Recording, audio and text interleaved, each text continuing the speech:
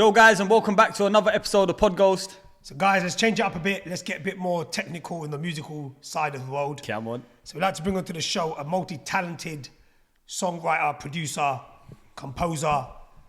Yo, A. Yo, A. What's that, son? A is in the house. Yeah, all good. Thanks for having me. Bro, thanks a lot. First of all, thank you for coming down. I think we didn't even say it properly. It's 8, innit? 8. Yo, 8. Like the Eight, number. as in the number 8, yeah. Number 8, yeah. But I felt like I heard A. No, yo, A. Nah, Get with the times, bro. Sorry, You're sorry, younger than sorry, me, my bro, but bad, you're my clearly off it. So yeah, my bro, thank you for coming down, man. We calm. really appreciate it. Tell us more about you, bro. We want to start off with you. Early years. Who is 8? Yeah. God. Yeah, man. 8 came from like, bro, yeah. I don't know, bro. I knew from when I was young, Yeah. I wanted to do music, like young. Like, I'm talking like primary school. I know I wanted to be a producer. Really? Yeah, 100%. Like, bro, I remember when I was in year 6 and my teacher had asked me, like, or everyone, like, what do you want to be when you're older? And I don't know what I seen, but I had this dream. I was like, I want to be a music producer and I want to live in LA. And I didn't even make a beat until I was 16. Wow. Like that. LA But, like, as well, I will be. Yeah, Exactly, yeah. bro. So that's, I think that's where the dream stemmed from. And I just never dropped the dream because in my head I'm like, yeah, I'll just be a music producer. It sounds cool. Yeah, And of then course, when I was yeah. 16, I tried it and I was like, yo, this shit is crazy. And what got you into it though? Is it something that you saw or you heard someone? I don't know, because like when I meet all the other producers, like, and the way they got into it, they like know the scene, they know all the producers, they know everything. Yeah, and of I'm course. like the clueless guy. Still now, like people say like, oh, you know that guy, and I'm like, nah. And they're like, how do you not know that producer? And I'm like, bro, I'm just not.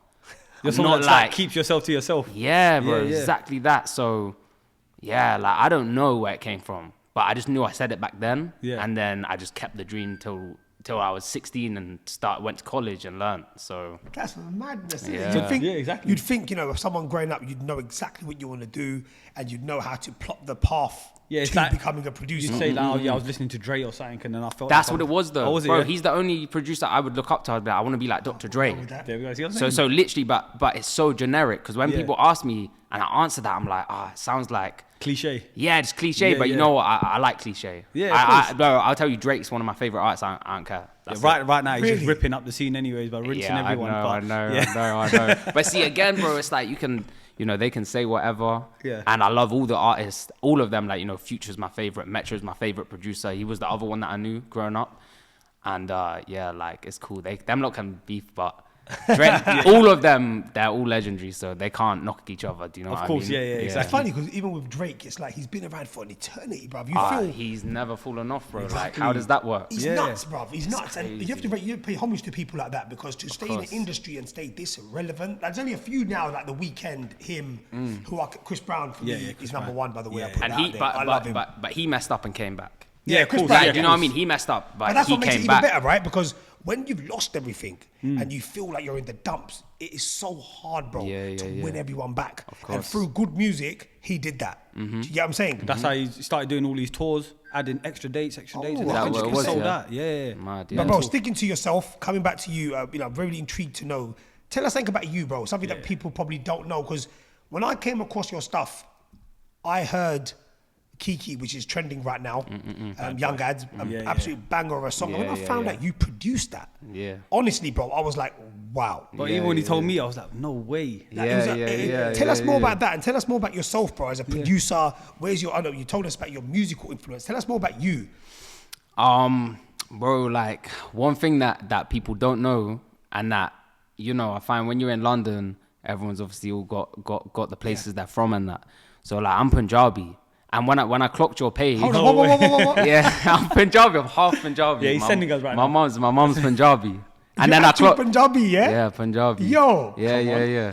So when I saw your page and I saw the whole, like I knew you were Asian. I didn't know you were Punjabi. Like I didn't know you were straight Punjabi as well. Yeah. And then obviously again, it's like when I was looking into it, I thought, this would be a good opportunity because I'm gonna sit with a couple guys now that are from Asia. Wow. That Nah, I respect, can- bro. I can finally say that. Now but I can it's now I can mad, see you the can't- Mickey Sing yeah, vibes, bro. Yeah. I still gotta see it, bro. Like, I'm sorry, bro. I'm just a bit shocked. No, for real. But yeah, bro. So straight half. My mom's fully Indian. And what's the other half? Wow. English. English. Just came out on the dad's side. Yeah, yeah, Like, Yeah, you know what I don't mean? look Asian. No, Yeah. bro. You don't look Asian at all, bro. Oh, I know, bro. But now I the get- connection's yeah. even deeper, bro. We're going for roti after this, bro. Yeah. That's amazing. So, bro, you're... Because obviously when I first came across your stuff, and congratulations, because Yeah, big up, man. where you're going, it isn't the traditional route of an Asian producer. No, Me yeah. and Seff, we're heavily involved in the Asian music industry and have been for years. And your journey seems to be more mainstream, and that's what we're trying to do. Yeah. Does that make sense? Yeah, yeah, 100%. Tell us how you got into that side of music before actually conquering the Asian side. Yeah. Bro, like, I don't even know what it was like, because again, it's I have people that know everyone in the scene, like I was saying before, and like Yeah. they know everything. They know like who did it and how they did it. But I'll be honest, I tried LA when I was 18. I tried to go play soccer over there, or football obviously, and then I was coaching it out there, and then I didn't enjoy it because I felt isolated. I was 18 years old, couldn't party or nothing, so I came back quick, like after a short period of time. And then when I was back at home, I just thought, like, what do I need to do now? So I thought, let me move to London. This was in COVID, like a couple years later. So where were you at this point? I'm LA? in Devon. No. Devon. So I moved to LA, but I grew up in Devon, in Exeter. Okay. That's Yeah, where like that, that's where my parents live now. Right. So grew up down there, and obviously down there there's nothing. Like Yeah, there's it's- absolutely nothing. Like when I went to college and was producing in college, I was the only one in my class that made rap beats. Everyone made dance music. Yeah. People would like laugh at me. I was a bit like, I was a popular kid in secondary school. When I went to college and I was making all the rap music and that, bro, like no one Alienated. Serious. no one rated it. Like nobody rated it. So Wow. yeah, man, like I moved to London, and I remember when I got to London, I just DM'd every artist I could. And then before you knew it, I probably did a session a day with up and coming random people, and then just built the network. And then, bro, Pam, that's how it is, innit? bro, like Networking, literally, innit? yeah, Yeah, like yeah. you just meet more and more people. And obviously, if you're good, someone recommends you to a next person, and then you just climb. And then, yeah, man, got signed to my studio with my manager.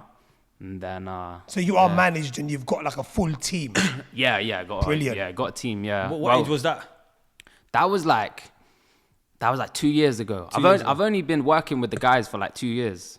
I was working, so like I met Chip, Yeah. obviously MC Chip. Met up with Chip through my manager, knew him, so he introduced me to Chip. And then I remember the first session we had, I just got so drunk with him. And like, bro, we made bangers, and we linked up for like, maybe we did like 4 or 5 sessions. Like went and ate together and done all that stuff, so we built like a good friendship, relationship, a yeah, good, yeah. a proper I like relationship, but friendship. Like he's still now, he's like a big brother, you know. He teaches me Smashed everything. He even during them early days, I think he knew that I was new to the scene, and that I was up and coming and all that stuff. So we were working so good that then he obviously introduced me to people like D Block. So he's the reason why I know them guys. Oh, Smashed it. really? Yeah. I didn't know that. Yeah, Well, I yeah, knew he- you were working with Chip. What I love about you, bro, and what I liked is everything just sounds so generic and so meant to be. Yeah. Because you know the fact 100. that, and even when I met you, bro, you come across as a humble kid and Yeah, someone yeah. that knows he's the shit, but he won't say it. Does No, that make yeah, sense, yeah, bro? yeah, yeah. Humble So with it. yeah, man. Yeah. So working with Chip, bro, tell us more about, you know, when you're in the studio with these guys, you know, once upon a time you must have been listening to these guys. How was it, bro? Just sitting there being like, I'm producing for you, bro. See, you know what's so mad as well is that like I never get what's the word? Like I never get what's it called? when you- Starstruck? Yeah, never get starstruck, starstruck. yeah. I never get. I just You bro, didn't fanboy or anything? Nah, Yeah, never. yeah. But like it's because like bro, like I'm very like as you said, like I am Reserved, very yeah. humble and just reserved and that. So when I meet people, I know who they are, but I know you're human. And like it's like the thing of whenever I meet anyone, big artist now or small artist now, it's like I want to get on a level and know if we can just chill for 8 hours in one room together. Respect, yeah. Before like I'm gonna meet up with you again. So obviously, as I'm saying, when I met Chip, he was probably the first artist I properly worked with and got songs with, and that was like one of the guys, yeah. Yeah. Of course, yeah. And we just hit it off, bro. Like by Yeah, the, yeah. you know, as I said, I just got drunk, bro. He introduced me to Ray and Nephew. It was a long night. yeah. But I look back on that and I think like the way I approached that naturally, like that's how I feel like I'd always want to pass on to other people that are trying to do the same. I just say, just go in as a human. I'd like to say you'd be surprised, but it don't really come as a shock. I think most artists nowadays, they're probably fed up of that fanboy behavior and stuff like that. They want to probably come across as, look, I'm just a normal guy. I'm just chilling. Like, just chat to me normally. That, and bro, most of them are normal. Exactly. Of course. Like pretty much all of them are normal. I know when you say normal, I know exactly where you're coming from. Yeah, they're just got talent. That's what it is, isn't it? Yeah. They're just talented, but it's work. So of course, you meet up and that's just their job. They're not. It doesn't matter. Like same if you meet like the biggest footballer, but you meet him off the pitch. Like what is it? That's exactly. Like that's like again like one of my sister's husband. He's a pro baller. When I watch him play football, it's like he's a whole different person. I'm like, who's that? But then when we're back at home, he's just grumpy and that, and I'm looking at him like, oh, fucking... You would never think he's a baller. I would never know he's a baller. I just think he's just grumpy, whatever guy. Like, I love him though, but when I see him when he plays football and when the fans come out get signature, I'm thinking, yo, like, okay, you're the guy. But I rarely go, do you know what I mean? See that. So same way with the rappers, you know, when they're in the booth, they're the guy, like they're the shit, and they come out and they're feeling good, and you're thinking, yeah, that's it. Of course. Like, you're in the spotlight now. Or when they do the shows, that's a whole new level. I'm like, shit, like... It's like I'm not comparing it, but it's similar to like this day and age, YouTubers, TikTokers. Like they're just normal people. Like I could be on a TikTok page right now, and then next day I'll be blowing and people are coming up to me taking photos, but I'm still me. Like I'm not just like I've become a celebrity overnight. You know what I'm saying? Agreed. Yeah. So, bro, you know, obviously when you're with these guys in the studio, I want to ask you a blatant question, right? Do you get taken back like, bruv, you're fucking sick? Yeah. Because sometimes when you're a producer, like with us, for example, we've listened to, let's just say Chip, you know, talking about him. And he's an amazing artist, respect to him. He's smashed the game for years now. But when you watched him, did you feel like, or when you see him in action in the booth, you're like, bruv, you're as good as I thought? Or did you think he was better than you thought? Like, I can't say he was better or as good as I thought because I didn't know what to expect because I was so early with working with like proper artists because I hadn't linked any, of course, any like of the top guys, you know. So obviously, as I said, like when I linked him, we just worked so well because I had good beats. We made like 10 songs that still aren't out, and we still look back on them songs and go, this song is so good. Like, when is it gonna come out? That's the first ever song we made, but he blew it out the water. Like, I meet people now, and they'll ask me, oh, you know, like, are other artists quick and that? And I would just tell them about Chip. I'll be like, bro, like, he doesn't write bars. It's just off the dome. Like, it's that good. Same with, like, you know, there's that other, like, you know, like D-Block, like, so, like, talented in the booth, bro. Like, so talented. So most of it's freestyle? Nah. Chip will sit there and he'll do it, but you know, it's situational. Like, certain people write bars, or it depends on the beat as well. Like, I've seen Chip write as well when he needs to think about it. But, you know, them two guys for me, like, you know, D-Block. It's just effortless for them, isn't it, when they're writing it? Yeah, it's just so talent, bro, and it's exciting. Like, I love, like, when you meet an artist where you make music that you're excited about because you can see where it can go. Yeah. It's just I'm like... going to put you on the spot and ask an opposite question to what Yazz said. So, have you ever come across an artist, you don't have to name them, but, like, you're thinking, bruv, I'm just wasting my time, man. Oh, yeah. Bro, every week, probably now every month. Because you meet them once and you see, all right, maybe this isn't going to work, but always appreciate their time. I always appreciate the work. So, and I'm sure there's probably songs of theirs that I love and that I probably am a fan of the music still. Yeah. But maybe when we meet, I think, all right, our sounds don't match. Like, you need someone that, you know, even to the point where I can't play loads of instruments. Yeah. So that's why, you know, in the rap game and that, like, you don't need to play loads of instruments and be one of them guys. So when I meet certain artists that are, like, more musical, like, I think, like, you know, now I'm feeling pressure because you need someone... And you're coming out your comfort zone to make a beat that you're not really happy with or you don't know. And it's not my sound. So, of course, you know, So it's... Sticking to the industry, when you're making a beat, so how does it come across where, obviously, you're signed to your company and your label. So when you produce the beat, does that artist have to be part of your label as well for you to release it? Or how does it work? No. So it's you're all in your separate teams. Right. Like, my team really is just me and my manager and then the other guys in the studio. Yeah. So they all do different things. Some of them play instruments. Others are beat makers. Like, I kind of say I'm more of a beat maker. Yeah. A producer, but I'm a drum guy. Like, if I work with people, they go, oh yeah, Eight, do the drums. Okay, because that's what I feel like I'm best at. So, like, that's my team. And then you have the artists will have their team, their managers, like, whatever. But as a producer, you're part of these artist teams. If you're locked in with the artist, so, you know, like Chip, D-Block, you know, Nath Smalls. Yep. they're kind of the three guys that I've spent most time working on their music. So like if you ask them, they'd say I'm their team, and I'd say you say who's part of my team, I'd say them guys would be part of my team. But big names, it's not that big names. Big names. Yeah, but it's not that. Let me join. It's not that way. Yeah, but it's not that we're like a team. It's not like we're gonna all go out, meet up, and go. Yeah, But it's like, you know, it's just when you think of musically in the industry. Yeah. In the industry, like that's like I treat it. I remember a producer called Ozzy saying he treats it like he works for Drake and Travis Scott, because every beat he makes, if he thinks this is a Drake beat, he'll send it to Drake and Travis. Right. And that's how, and I remember hearing that a while ago, but still when I was in with the guys. Yeah. And that's how I treat it now. I think, you know what? I treat it like I work for you guys. And every time I make a beat that I go, we'll work for him, I'll save it or I'll send it straight to them. That's it, yeah. So like, I treat it like I just work for them. And then when I find the next artist I'm trying to work with, so I've got some guys right now, some guys, you know, that are like some of the established. You know, okay, yeah. serious guys. I'm treating it like I've got this guy right now, one of the guys, and like I'm just every day I'm working. I've landed unreleased with him a lot, like, you know, in the past month or so since I've tapped him. But when he drops his album, that I'm sure you guys are gonna see, it's gonna be, man. If I can land what I think's happening. Yeah, it's gonna be like, it's gonna double this. So just for the record, is someone you're working with, for the people that are watching, you've got something big coming up. You don't want to mention no names. The biggest, I think. But it's something that will shock the industry. And do you know why I'm a bit excited? Because he's saying he's worked with Chip, Nath Small's D-Block, and he's saying this is the biggest. Yeah. Are they UK based? Yeah.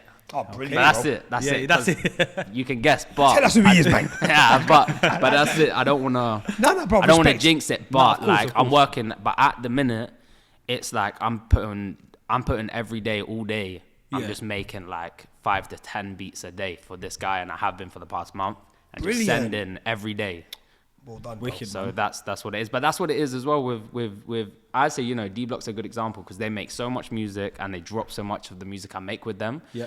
So like for me, I'm like, cool, I can sit down every day and make you 5 beats because I know that at the end of this year I'm gonna have a catalogue of amazing music, and you're actually going to release it as well. Where I'll spend hours and days with someone and like they won't drop nothing, and then it's still nothing's come out, and I think that was months of work and hours that I don't get paid for. And no, respect, man. Yeah, so with that, if you sent a beat to, let's just say Yazz, and you're working with him and he obviously doesn't use it, can you now retract it and send it to someone else, or how does it work? Nah, see, I wouldn't do that, and I think that's like for like the professional side of things. Like you have to imagine I made a song with Yazz, and Yazz wasn't ready to drop that song, but Yazz loves the song, and it's like it's just not the right time right now. This song's thingy, like, you know, whatever. And now it's like 2 years later, you don't like it no more.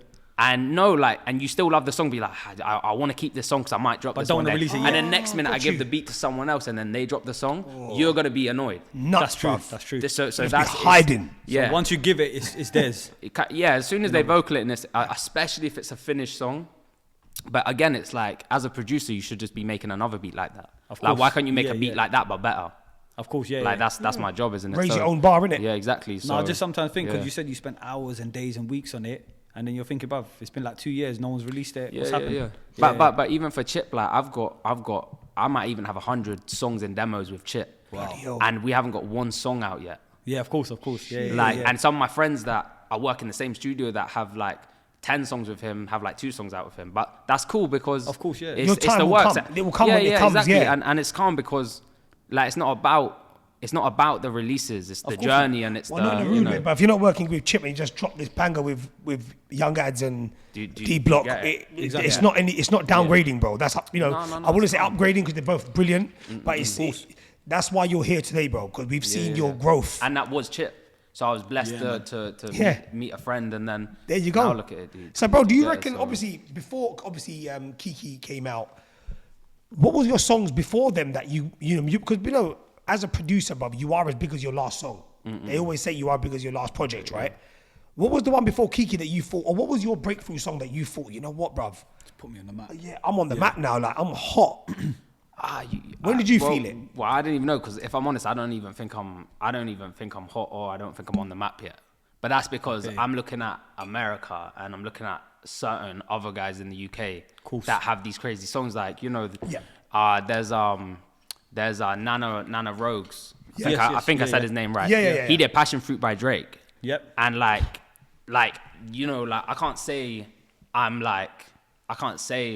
the shit when you have people like him in the UK. Of course. No, but at the same time, I love the fact that you've raised the bar really high, but every day is a celebration because what you're trying to do, there's probably hundreds and thousands of people your age who are trying to do it because you're relatively a young boy, bro. Like in the sense that respect to you, you know, you've got really good, you know, people that are watching this probably thinking, look how humble he is. You know, the way you're saying that, you know, it's not a big deal for me in the sense that I want to go bigger, further, and but naturally where you're going, bro, and you grow and where you're leading to, bro, every day should be like, wow, like I'm killing it. Look 100%. Where I was last month. Look where I'm today. Like today you're on a podcast. Tomorrow you'll be releasing your big. Then other channels and other people are going to hit you up. And the fact that now you dropped your Punjabi, it's going to maybe shock the whole Asian side. So that's going to lead to my next question. Yeah. Would you ever go into the Punjabi industry? Is that something you do want to taste? Literally thinking the same question. Yeah, literally. Yeah, that's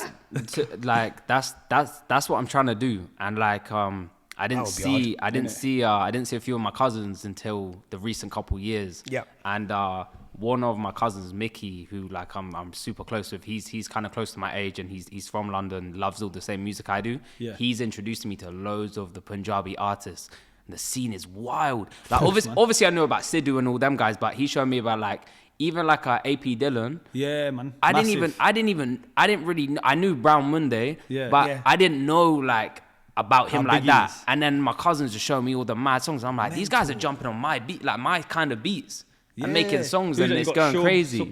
Yeah, there's so many now. Punjabi industry's on a high, bro. It's mental, and I'm working with some Punjabi artists that are doing 6 streams from New Zealand. It's a group called SMG. So they want to do a joint tape with me. Yeah. They know I'm Punjabi, and I spoke to their manager and he was like, cool, why don't we do a joint tape? And then you can start introducing it that way because they jump on all my kind of beats and that. Cool, so we've been working, but I'm waiting, you know, we're waiting for that. But I love that's definitely what I want to do. But I've got a couple I've done a couple bits with Sidhu before he passed away. Really? Just a couple unreleased bits, like his dad. Oh no, this was after he had passed away, but his dad, they're trying to still drop some music and that. So I've worked on a couple bits and that. Was that just you and Sidhu in the studio together, or was it all done? No. It was after he died. This is after he died. But it was one of his producers who's based in a lot of the Punjabi producers are based in the UK, you know? Yeah. There's one guy from Brum who's like killing it. The big one I know obviously is Bangles. Around it. But this guy from Brum, he's done all the guys. And he's the one that I tapped in with, and he was the one that sent me the stuff to work on for That's Sidhu. Fantastic, so, brilliant, man. So you've actually got a lot cooking, bro. Exactly, man. I've got I love it. It's amazing to listen to how many. Because look, and even the fact that we're asking you, and then you're coming out with all these big bombs, like you know. You know, normally someone would be dying to spit them bombs out straight away. Like, I've got so much to say. But you're actually like bit by bit and so calmly dropping what you've got planned. And you know, even my podcast will last 3 minutes. Young Adz, Chip, Sidhu, I'm done. But you look at Punjabi industry. I want to ask you more about that and ask you what the biggest differences are between the two, because you will know more than anyone. Because a lot of the Punjabi producers, they trying to get where you've got, and it's in a normal instance what will happen is you conquer the Punjabi, you'd have one banger like Brown Monday or a Bewafa or something big like in the Punjabi industry, and then a mainstream artist will want to see you because you've hit numbers. Let's be honest, bro, it's a numbers game. Of course. Music's a numbers game. Because you might have some songs where you released and you're thinking this is a banger, but in reality it does shit, and you're like, that was actually underrated, man. I think that song's sick. So I want to ask you what you think the biggest differences is, because obviously you've got a little insight of the Punjabi industry, and you're obviously doing bits in the mainstream. But in your opinion, in your early years of understanding, because you're still young, what would you think is the biggest difference, and why do you think that is? Like, I don't know. The one thing I say about the Punjabi industry is it's global. So like, if you have like, you look at all the guys, like. I'm in London and I'll meet you two, and like all the guys that I know. And then I've got a friend in Canada and she's telling me all her favorite artists, and it's the same guys that we're gonna name. And then I meet the guys from New Zealand, they're telling me the same guys. But when it comes to the UK, say, like the artists I work with in the UK, it's all UK, isn't it? So like true. Everyone in the UK is trying to break America, and after Cinch did Europe, everyone's like, okay, maybe I should let me break Europe now. Yeah, yeah. Do you know what I mean? So it's like the one thing I find with the Punjabi industry, and to be honest, the only difference really is that it's global. So there's no limits to it. Like you can make Punjabi music in England, but you're not trying to tailor Punjabi music to English people. Of course. No one, like they, bro, like I don't know a single person that isn't tapped in with Asia like that that's gonna listen to Indian music or even appreciate it. And a lot of people might even laugh at it. Do you know what I mean? Is it fair for me to say? I think Sidhu tapped into that mainly as well. Well, Sidhu did, but I don't think people appreciated it. I think only Asian people appreciated Sidhu. Like that. And I agree to disagree only because Burna Boy and all of that, when he goes onto stage, he's singing all of Sidhu's tunes as well. Drake as well singing Sidhu's tunes. So now, I think what Eight's trying to say is you can pick out certain projects and say, he got a little something. But what he's trying to say is, little verse. Why wasn't he not as big as he is in the Asians than he was in the mainstream? But he was that big, wasn't he? But again, it's like, you know, like no one's like, it's like it's Punjabi, isn't it? Or even if you look at like no one's gonna like for me, like I'm not fluent Punjabi. I know certain words and that, and I'm learning every day through my family and everything and that. But like even for me, like I'll listen to songs because I love the music, and my grandma used to be a singer, so every day my grandma pretty much raised all the kids in that when my mum would work, so she lived with us my whole life. And she used to be a singer. My granddad used to be a multi-instrumentalist. They used to tour on boats, and he used to play the instruments and she would sing. So all day every day I'd have the Indian music channel on. And I know my siblings gonna laugh when they hear me say that as well. But it's funny because even like now, like I can appreciate the music even though I don't know half the stuff they're saying. Do you know what I mean? I watched all the movies and that growing up. So it's like when I hear it, I'll listen to it just for the essence of just feeling the music. Same, man. You know what? I really want to hear some Punjabi, bro. Well, give us a few words in Punjabi, no matter what they mean. I know. Well, my grandma used to always call me a kutta. My grandma used to go. My grandma used to always say, "You bloody kutta." I always used to say, "You're Ramzadeh." But I know a couple nice ones that I used to always say to her when she would go to sleep. I'd say, "My tanu piyar kadaha." I'd always hit her with that one. She used to always smile because obviously, like when I got older, I learned about. I lost my grandma a month ago, but I always, because when she was getting older, I proper tried to learn everything. So I learned where like Sikhism came from. I learned all the shiz about Sikhism, Punjab and everything. And Punjab and where I come from now, because I clocked like she's getting older and my mum's quite westernized.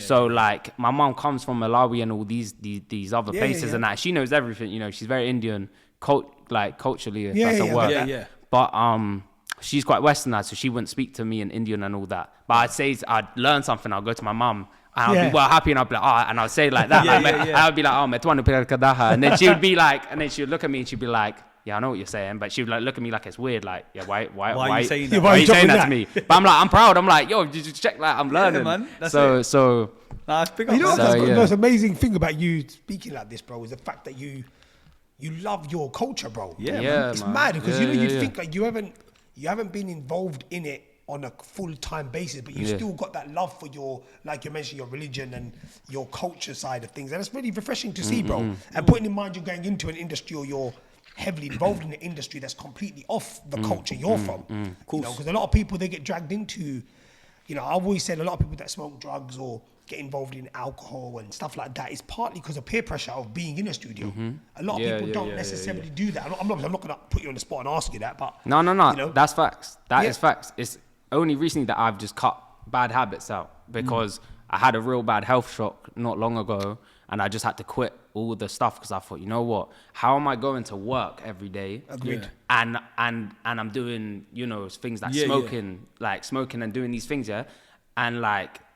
I just clocked. I thought no one who has a 9 to 5 goes to an office and sits there and smokes all day feels like whatever. I was just gonna say you're doing loads the opposite. Of food, like so. I clocked it. Like, don't get me wrong. Like, I'm still learning to control it, but so, bro, you know, you're speaking about health, and I've always said that health is your wealth, literally. 100%. And a lot of people in this industry, like you read after a few years, they've had too much of an addiction, and as their career goes down, that's why I want to bring up the fact. You know, me and Seff, we bring up the topic of mental health. Because mental health in the music industry, I would say, is probably one of the highest rates. You see a lot of artists now, they fell off. Yeah, man. And at the time of them blowing, you can say they didn't save their money, or they just got involved in bad habits. And now, bro, they're suicidal. They're coming out with all these stories. I didn't get paid. I done this. I done that. What's your take on that, bro? When you, example, release a song and you're getting paid for these hits that you're coming out with, do you invest it? You know, just for advice for people that are producers and young producers like yourself. Or is it something that you don't really think about at the moment because you're young and you're thinking, look, bro, I want to go Dubai, and or are you one of them people that thinks, you know what, I'm going to build my future now? Yeah, bro, like picking up on mental health, like I've only been, I say like in the industry properly for like 2 years now. So I can only speak about like my experiences, like personally, because I don't want to I don't know. I haven't been here long enough to, you know, just tell you I know everything about that. And I'm young still, so I don't know what it's like being in my 30s and being here and that. So, and I definitely have seen the effects sometimes, but I think like as a producer in the music industry as well, like I'll wake up every week feeling so anxious and doubting what I'm doing, because in my head I'm like, I need a smash hit. I still don't think I've got a smash hit. Like I haven't got a smash hit. I haven't got a smash hit yet. Yep. Yeah.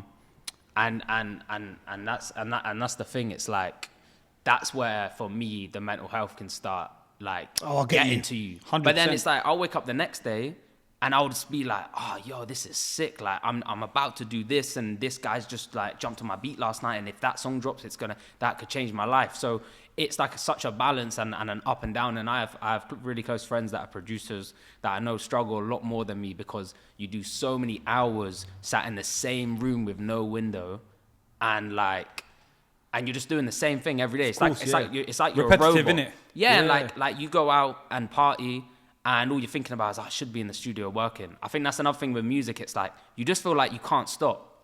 Yeah. It's like you can't sleep. It's an addiction, isn't it? It's an addiction, and it's like, you know. Would you say you enjoy it in the sense of like when you're on the keys or on the drums, it's like you find yourself you can't get away from it, or do you know how to limit your time? No, like I can't limit my time. Yeah. Like it's mental. Like I can't limit my time. Like I just literally had 2 weeks away to sort my health out. Yeah, because it was getting quite bad. And when I was down at my parents' house, I was like going to bed at like 10, waking up at 8 a.m, feeling great, have a coffee. Felt like I'd sit down on my laptop, I'd do like 8 hours work a day, lock in. And I'd be like, cool, like that was just solid. But then it's like, I come back to London, the first day I come back, I don't go to home until 4 a.m. And I'm like, Jesus, I'm tired. And then the next day was yesterday.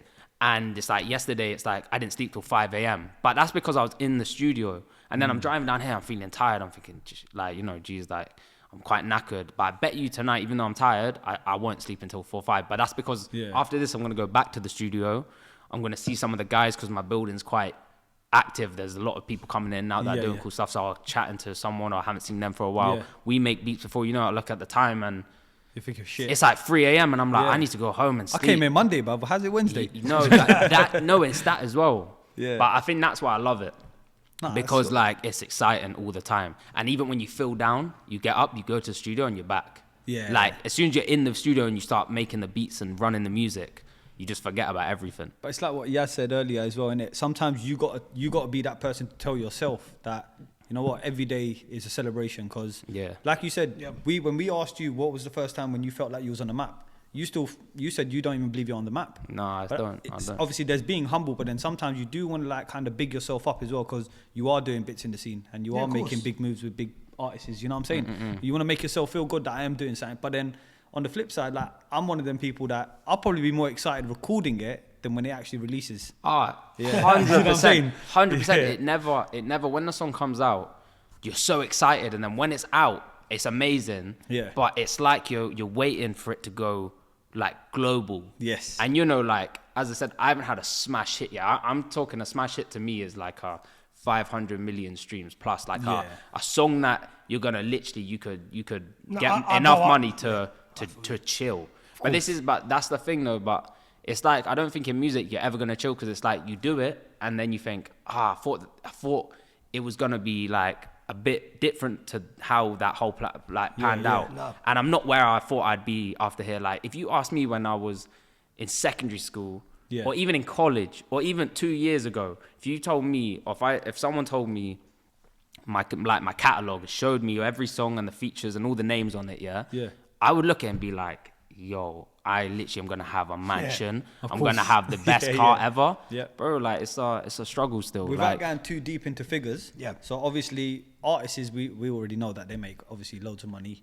Obviously, on all streaming websites, when they put it on YouTube, it's on their channel. So from a producer's perspective, how do you lot get paid? Like, is it just through royalties only? Nah. So like, you get there's like 3 main things. Yeah. So you get your advance. So when they drop the song, you get an advance of your initial payment, right, which is like your guaranteed money, I guess, if the song, let's say, does 0 streams. Yeah.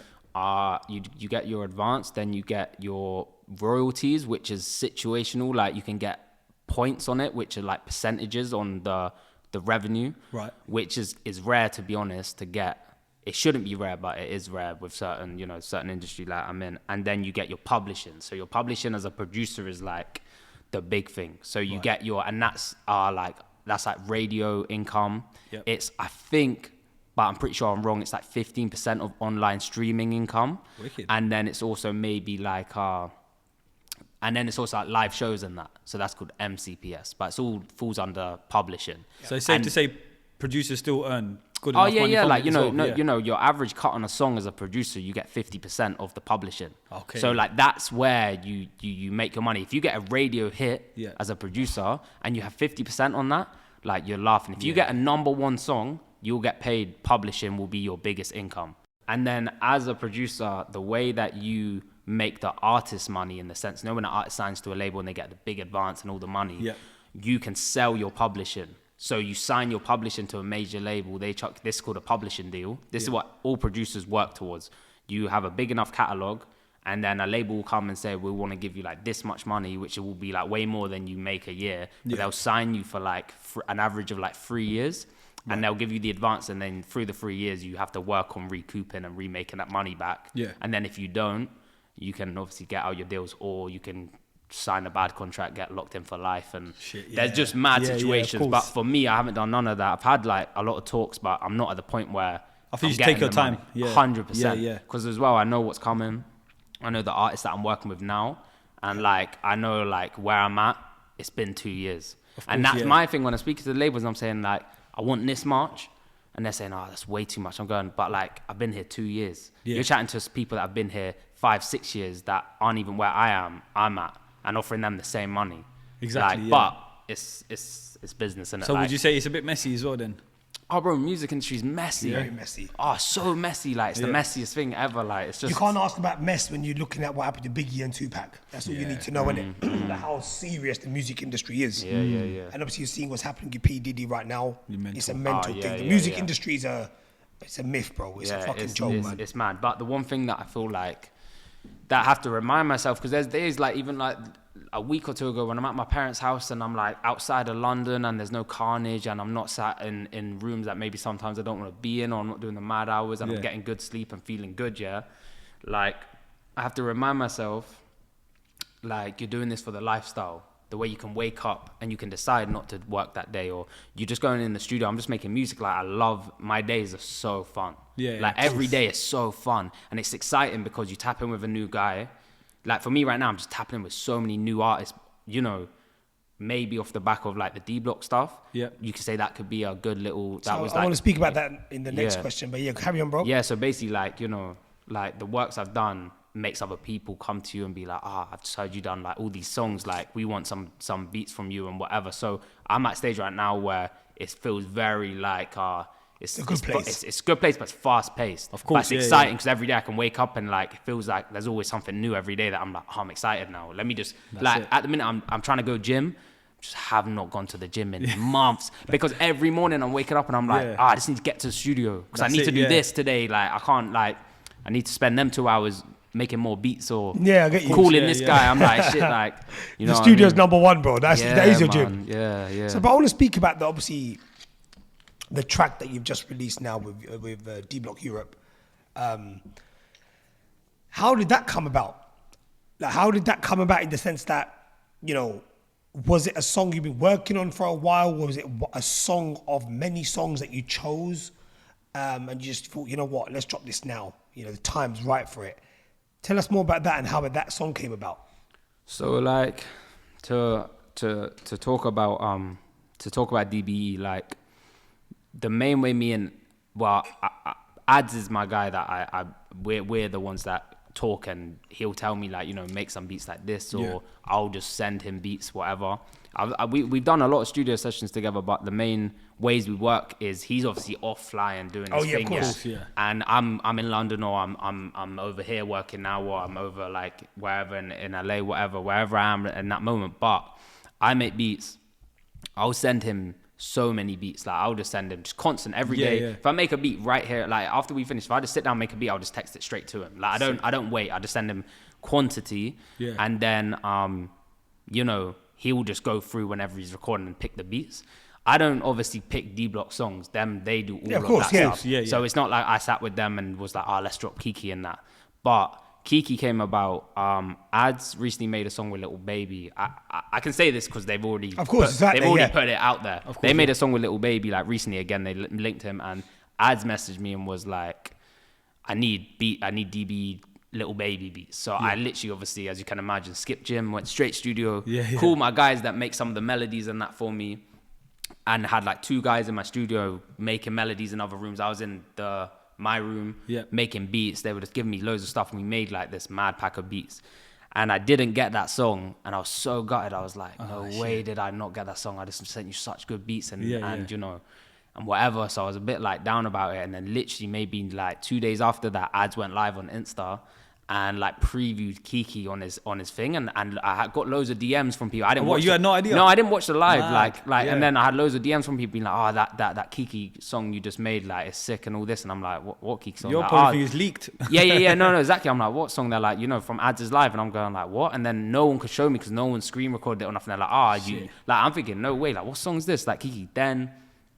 So at this point, you've just given him a beat. You didn't know KiKi was a song. I just text him a beat. Like, when was this? Ages ago, probably. No. This was like maximum 2 months before now. It released. It was like 2 months or 3 months ago. Like it wasn't ages ago. Yeah. And and then eventually all the pages started dropping this leak, and I was listening. I'm like, yo, and then even my mum hit me up and was like, have you heard this KiKi song? She's like, I can't stop playing it. And her and my nephew kept playing it in the car, singing it. And I'm thinking, this song is crazy. Like, and I'm gassed. And I hit Adz up.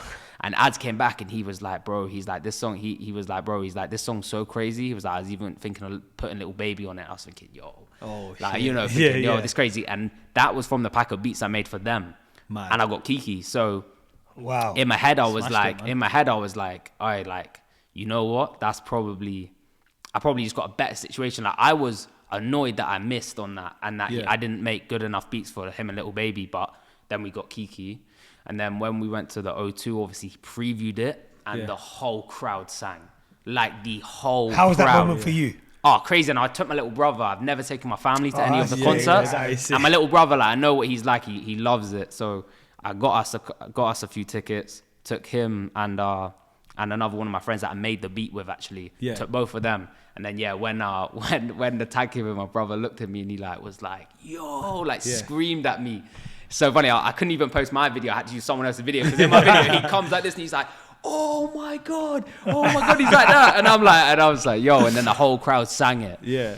But it's weird because like it's crazy, it's electric, isn't it? It's just it's wild. It's so I'm gonna wild. ask a weird question, Do you ever feel as a producer that you should sometimes be getting the same kind of like celebrity status as like how these artists do? Do you know what? Nah, I don't. Because I was just picturing it as that he's singing the tune, but on your beat. Yeah, but then you're watching it, but no one even knows that. I know, because there was this girl next to me in the show, and like whoever opened, like Charlie Stoff played like One Love, and this girl's gone to like her friend next to her. Put your arm around him. She went.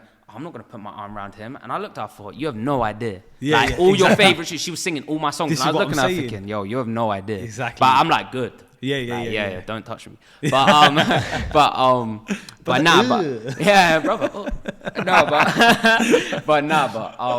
I do. I think you know, you look at America, and it's the same with the engineers out in America too. Like my manager's like pretty much the top engineer in the rap scene. Yeah. Wow. Done like he did Doja and all of that stuff, like Central brilliant. C and all that. Yeah. So he's the guy. But same thing. Like when we went to LA, he went to conventions where he sat down and people are asking for photos with the engineer and that, and he's going, "It's mad out here because the engineers are celebrities and you're just a mixing engineer, but you're a celebrity because it's America. And like the music you work on is so massive compared to the UK. Like this guy mixed a song with 1 billion streams and probably has 10 billion stream songs now. So like Mike Dean, he's got like a million followers. Like even you guys know him. Yeah. But you're like, he's just an engineer. Cool. So like, same way with the producing, like I look at America, like Metro Boomin, he's like top 10 biggest artists in the world right now, but that's the things he's done. But also, I don't want to overstep what I'm doing because at the end of the day, I'm producing for D-Block. I might make the sickest beats, but they're the reason why so many people are watching. Of course. So I don't want to act like, like you guys should be fans of me because why should they? Because they don't love me. They love Young Adz. The artist, of course. Do you know what I mean? Yeah, so 100%. it's like, so that's why I never feel like, you should know me. Because I'm like, no, you shouldn't know me. Because when I loved all these songs, I never looked into the producers. Yeah, it was just a weird question because obviously, everyone knows, a producer wouldn't obviously put himself out there. Obviously, sometimes they do put themselves in the music videos and whatnot. But yeah, it was just a random question that I just thought. Can I intervene in that? I also think that while you're having that conversation, I also think that, you know, you're talking about, bro, look, I haven't had my big hit yet. What you're trying to say is, in other words, is if I get that big song with 500 million streams and 50 million, 60 million, 100 million views, I think whether you like it or not, you get recognized a lot more. Yeah, and then, 100. because then what's going to happen is people want to look into who made that song. Right now, KiKi's come out, everyone's getting mad on it. It's a gas, it's big on TikTok, it's big everywhere.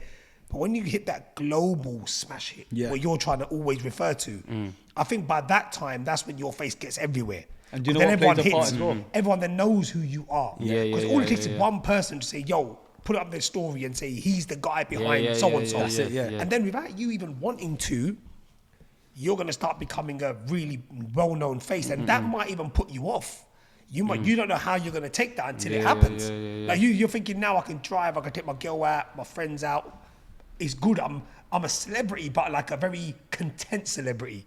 Where I can be normal if I want to be normal. But when you start having that level of fame, bro, let's be real. These famous people don't live it the way we think it. Of course not. You know, we've always said that. And you probably see it more than us. Where when they're hungry, bro, they're all doing the same shit as us on Uber Eats and stuff. They're not exactly going to go to Novikov and get a tempura box, delivered to them. They eat normal food, bro. They're normal people. So I think that side of things, I do know what you mean about the producers, but I remember Timbaland just came out. Now, when I was growing up, Timbaland was the shit. And he'd always be the shit for me, but he was actually a bit pissed off saying that, back in the day, the producers were someone serious. Yeah. You're right. Now, the producers, people are cutting deals with you where they don't want to even pay you. Like, they're like, bro, hook us up with a beat, innit? Like, just, we'll give you a bit of promo on that. I get that every week. Yeah, and that's disrespectful. That's disrespectful. Bro, that's your time and effort. You know, at the end of the day, I'm 24.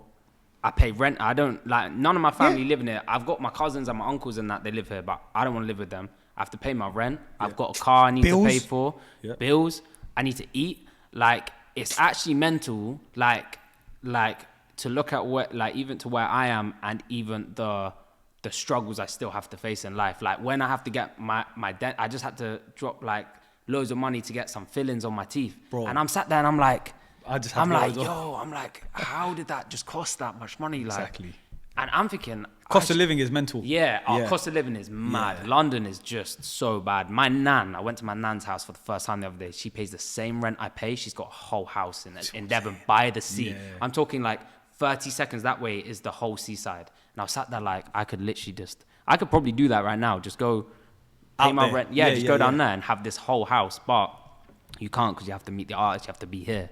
London's the hub, isn't it? It's the hub. There's no way. I remember going to Manchester, and I remember I go to Manchester and I'm like, this feels dead. Like there's like, don't feel like there's anything here. Yeah. Especially in my scene, there's H, there's Meeks. Yeah, I know exactly what you mean. Yeah. Like that's it. There's them two. But in London, there's opportunity in every corner, isn't there? Oh yeah, there's everything. Like I even meet you guys today, and I already know after this I can chat to you guys about life and of course, man, all day bigger long. things. Do you know? Oh yeah, 100%, bro. And like we said, after you know what? everything you It's guys are always saying. lovely to hear someone's journey. And before we wrap up, bro, I want to ask you something about streaming. I want to ask you something about the digital side of the industry now. We actually started our podcast off with my best friend Mumsy. He's a really big producer in the Asian music industry and has had a lot of hits.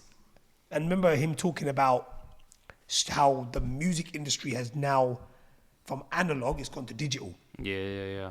You being a new age producer, I want to ask you how it feels for you, because I feel it's so weird how you guys look at streams like, oh man, 1 million streams will make me this much revenue. Excuse me. But when we were growing up, bro, it was CD sales. Yeah. It was more old school. You could never do that now, because you would be like, bro, fuck that. I'm not going to go and sign. I'm not going to go and sign. I own a CD player. Yeah, that's what I mean. Neither. If I said to you now, bro, tomorrow morning, you are going to drive to Newcastle, 7 hours, 6 hours, whatever it is, and you're doing a CD signing, you're going to sell CDs. You're going to be like, fuck that. Real shit, bro. No, and the next day, you're going to come back and go Manchester. Then you're going to go Scotland. You're going to do the nation, the whole country, yeah? Mm-hmm. But now you just sit there, click on a button, songs out. Yeah. Next month, digital distributors paid you 10 bags. And you're thinking, how easy is this? I want to ask you as a producer, bro, when you release a song, is that what you're looking at thinking, I don't even care how many numbers it does. I want to just see the streaming numbers, because that's where I get paid. That's my drive, innit, bro, to be real. Yeah. You know what it is, like, I think this is how it works.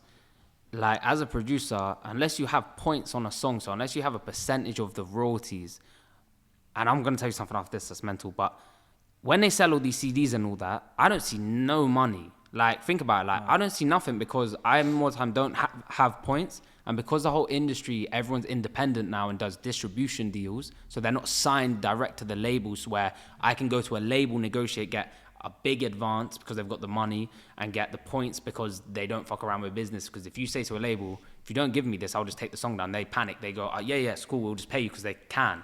But now you're speaking direct to, more or less to the artist. Like, even though our managers are negotiating, they're only coming back and asking us the questions. So like, are you happy with that? Can we do this? So it's now become, I say, more personal, and you get less now, because it's like, obviously, it's in theory, it's as if you're taking money from the artists themselves. So it's like they're giving you money. Then also, when you're asking for points, how are you going to get your points? Like, so imagine you're an indie artist. So you uploaded imagine when you managed your artist, you uploaded the music now onto your distributor. Every month they pay you how much money that song makes. Yeah. And I say, I want my 3% of that money.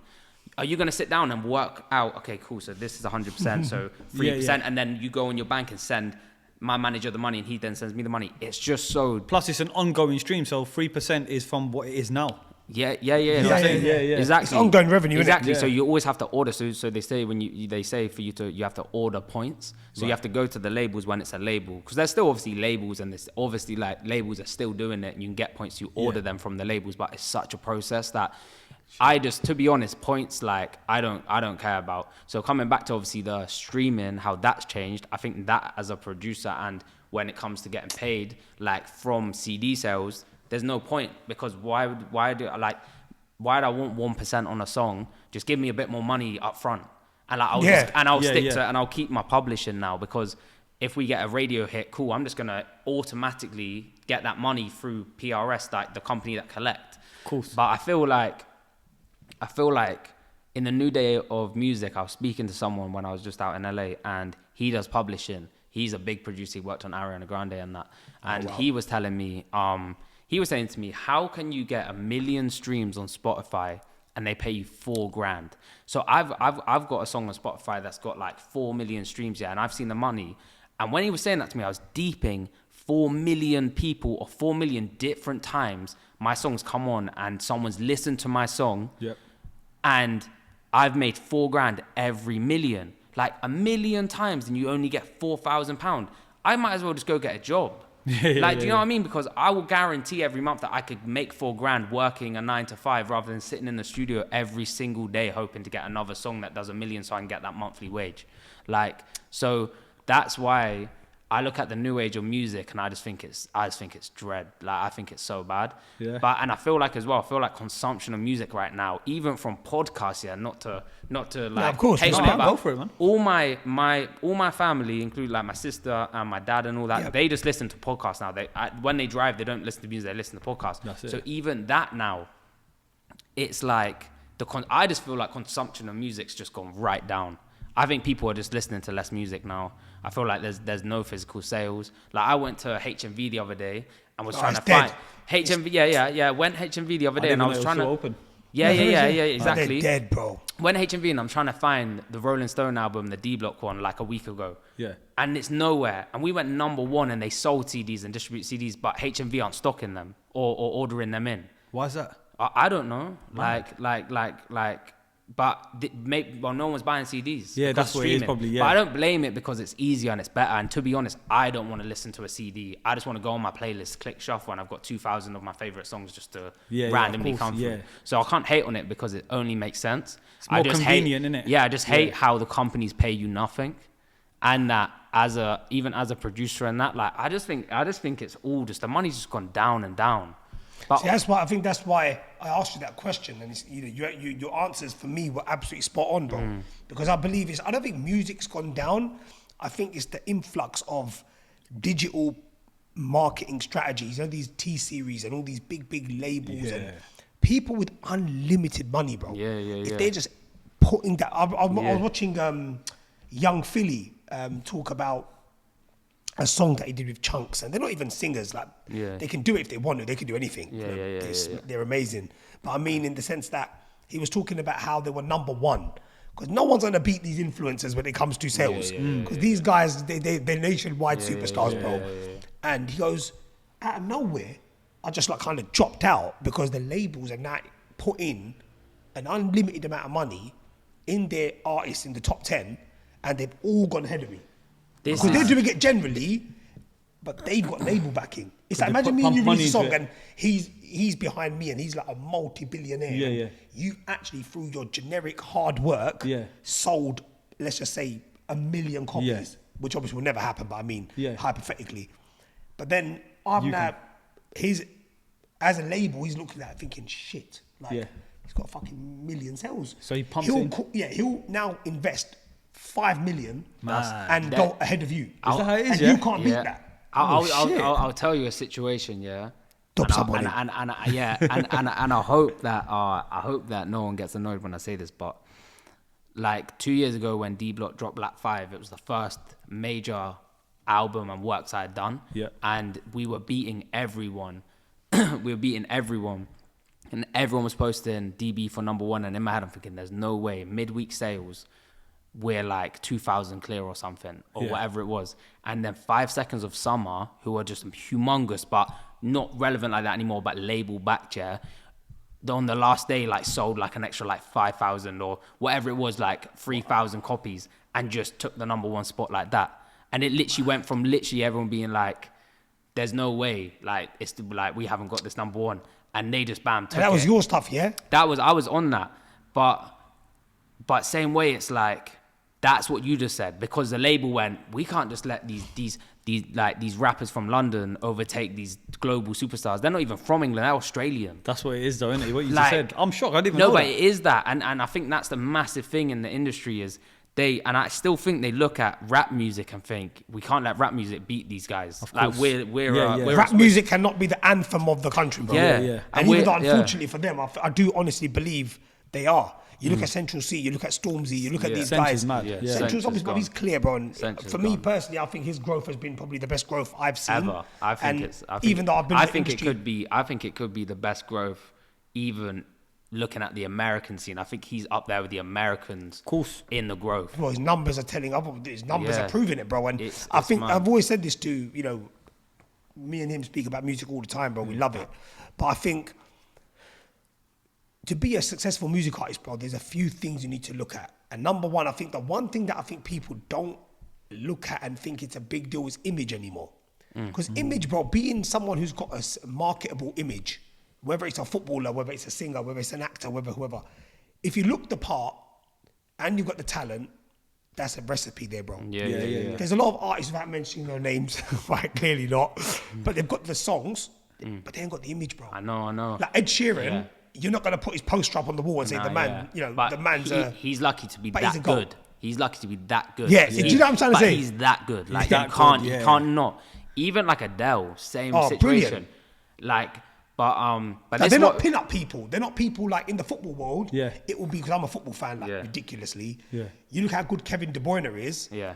But he'll never ever be seen as someone like Neymar. Yeah, of course. Because he's a marketable tool, isn't he? Ronaldo and Messi. Yeah. Like obviously, again, it's so lucky Messi is that good. Yeah, exactly. But it's because Ronaldo's got the six pack and he's like pretty boy Portuguese guy. Like, you know, Yeah. you already know the recipe. They're marketable people. He's getting the bigger brand deals probably in this and that. But it's like this, yeah. If I was to be if I've got a product like this, for an example, and I've got to either choose Messi or Ronaldo to promote it. Yeah. Now I'm Messi through and through. Yeah. Like, there's not even a comparison of the two, right? And sorry, I'm passionate with that. But guess what? I'll give this to Ronaldo to promote it for me. Because he'll market it better. Go, of course. Yeah. You know, it's a bit similar to music, bro. I think that the industry, I don't think it's on its way out, but I do think that there's a lot of this stuff that's becoming very open knowledge now. Yeah. Where a lot of this shit happened before, it was a bit like, no one knew about it because of social media now and leaks and people talking, and you're like, I didn't know that. I didn't know. You know? This is because social media has become so powerful now, bro. Yeah. Do you know what I mean? And this is why as well, it's like, I hate it, and all the other artists that have been there before this stage hate it, is TikTok. Like TikTok, everyone now is like dancing around trying to make entertaining TikToks to blow up their music, or try and make it a trend on TikTok to blow up your music. Yeah. You're lucky, and this is why, like you're saying, like what it is that it's going down. But I think the guys like D-Block and Sench and Ice Spice and that, who are like up here, they're up there, but all the others are just getting left behind. Like, it's I just think like people are just getting. I just think that the attention span has gone to them, and they're enough. So, and TikTok. So I'm gonna just watch all these funny videos, and then look, Central C, cool. Next, like, it's not like everyone's. I remember when like trap music, 'cause that's my favorite music, was blowing up. Where all like American Little Baby was coming up, Gunna, like Migos, all these guys, and it was so exciting. It's like for me, I'm a Chelsea fan. Yeah. Chelsea back when I was a kid, with Drogba, like John Terry, like Lampard, all the guys, it was like so exciting, like ridiculous. Now, like, I'm just so bored. Okay, I'm just bored. Like, it just doesn't feel fun anymore. I'm not saying that's with the music, because I love my scene. It's passion, I love music, isn't it, bro? but to look at, like, even with football, like, my interest just fell off watching football, because I'm like, where's the star guys? Where's all the fun? Where's all the stars gone? No, I get you. I get you, like, bro. where's the new stars and all these exciting things going on for me and my club? Yeah, of course. Personally. Well, we're only 24. You can always join Liverpool, bro. We're more than happy to get you on. But look, bro, it's been brilliant having you on. Amazing, man. Honestly, your insight and the way you've spoken, it's just been such an insightful podcast. And for people watching it who are trying to get into music, just a final word for people that, for example, are aspiring young producer who wants to come out. Just a message for them, bro. Just to, give them some advice, bro. Go for it. I would say, when you're connecting with people, be yourself. I think everyone's human in this industry. No one's really a superstar. They're just human. I think work on your brand. Don't be afraid to like to show your face and step out and do things like this. And I also think just work hard and collaborate. Like, collaborate with people, learn from other people. Because I made beats for 5 years, and I wouldn't say I got good until 5 years later. I didn't even know how to do certain things until I met other people that were doing it to learn from them. So I think collaborate, be yourself, and like focus on your brand, but be true to the music if that's what you want to be, a producer. Respect, bro. That's a good message. That's good. We'll put one brilliant. Yeah. So there you have it, guys. That was 8. And if you liked what you saw, guys, make sure you like, comment, share, and subscribe. And hit the bell notification so you don't miss none of our uploads. And all of 8's stuff will be in the captions below, the song, some of the work we're going to put in. Yeah. So, the guys, thank you very much. Till next time. Peace.